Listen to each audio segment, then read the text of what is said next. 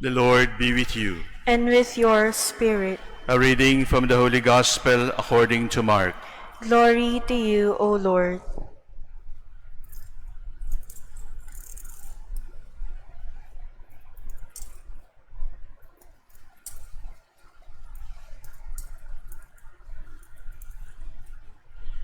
Then they came to Capernaum, and on the Sabbath Jesus entered the synagogue and taught. The people were astonished at his teaching, for he taught them as one having authority and not as the scribes. In the synagogue was a man with an unclean spirit. He cried out, "What have you to do with us, Jesus of Nazareth? Have you come to destroy us? I know who you are, the Holy One of God." Jesus rebuked him and said, "Quiet, come out of him."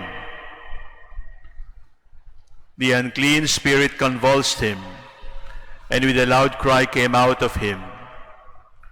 All were amazed and asked one another, "What is this?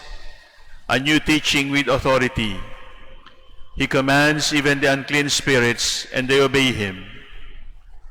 His fame spread everywhere throughout the whole region of Galilee. The Gospel of the Lord. Praise to you, Lord Jesus Christ.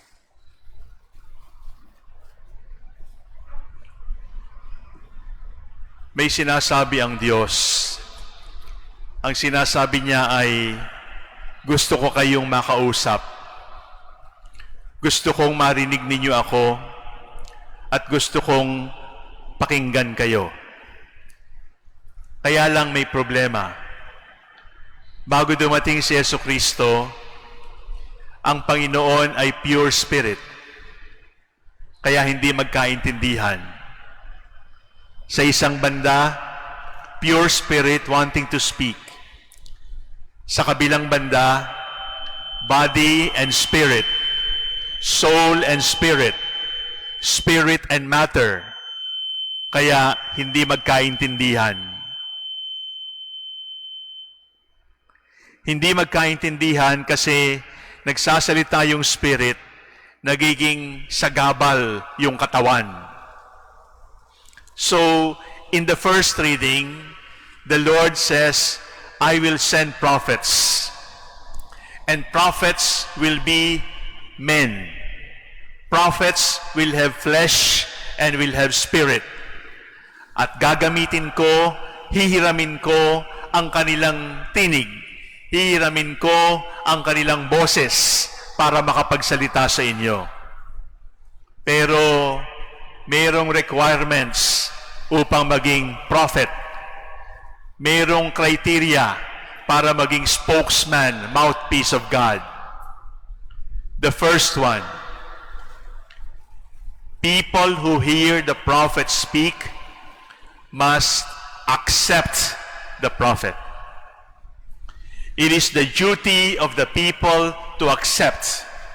It is the duty of the people to agree to what the prophet is saying if the prophet speaks on behalf of God. In other words, sa mga tagapagturo ng Panginoon, mayroon tayong pananagutang tanggapin at maging masunurin. When the Pope speaks, inspired by the Holy Spirit, and as Pope, successor of Peter, Vicar of Christ, we must obey. Kapag nagsalita ang simbahan, pinirmahan ni Pope Francis, kahit hindi natin maintindihan, kahit meron tayong ibang opinyon, bilang Katoliko, meron tayong pananagutang tanggapin, to accept. But the Lord also warns us in the first reading, prophets, be careful, because if you speak without consulting me, you will mislead God's people. And the next duty of the prophet is accountability. In other words, kapag ang alagad ng simbahan kapag ang mga obispo at mga pari, ang Santo Papa, ay nagsalita na hindi pinapakinggan ang turo ni Jesucristo, ang sabi ng Panginoon sa unang pagbasa, lagot kayo sa akin, maniningil ako sa tamang panahon. So, the duty of the prophet is not just to speak. The duty of the prophet is also to obey the Lord. Because when authority does not know obedience, it becomes authoritarian. When authority does not know how to obey a higher authority, then it becomes dictatorial. When authority does not respect higher authority, then it becomes arrogance.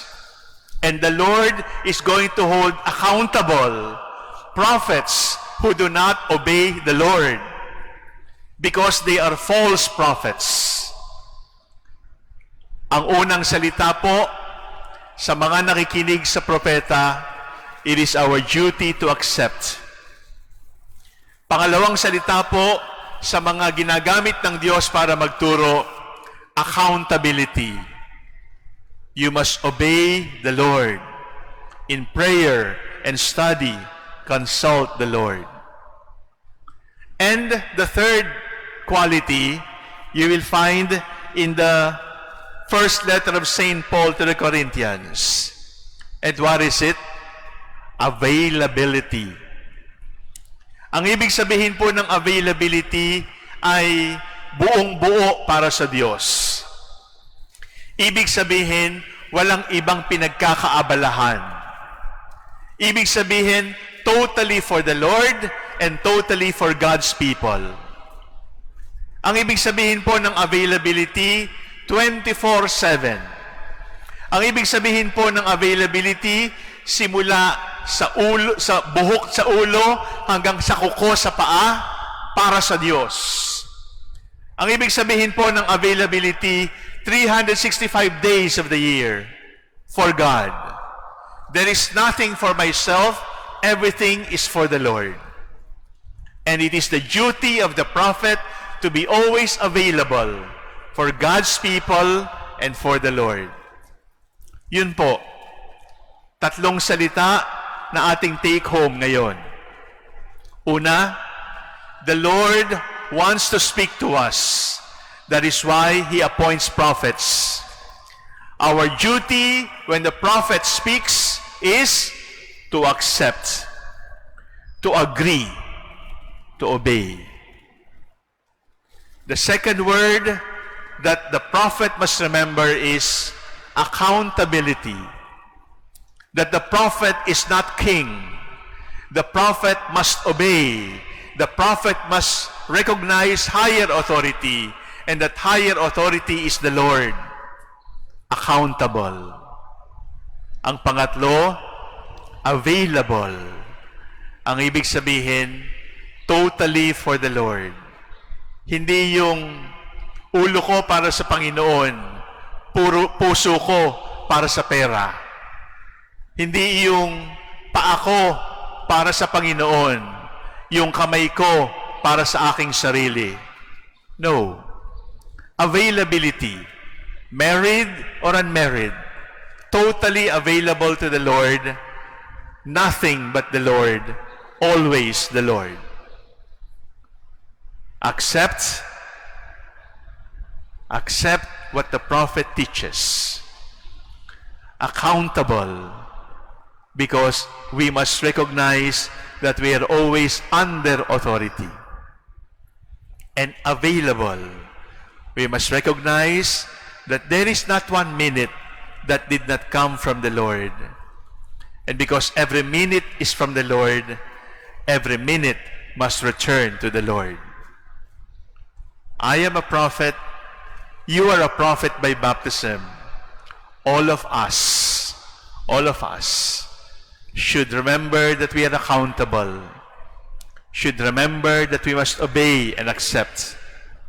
All of us should remember, for the Lord, we should always be available.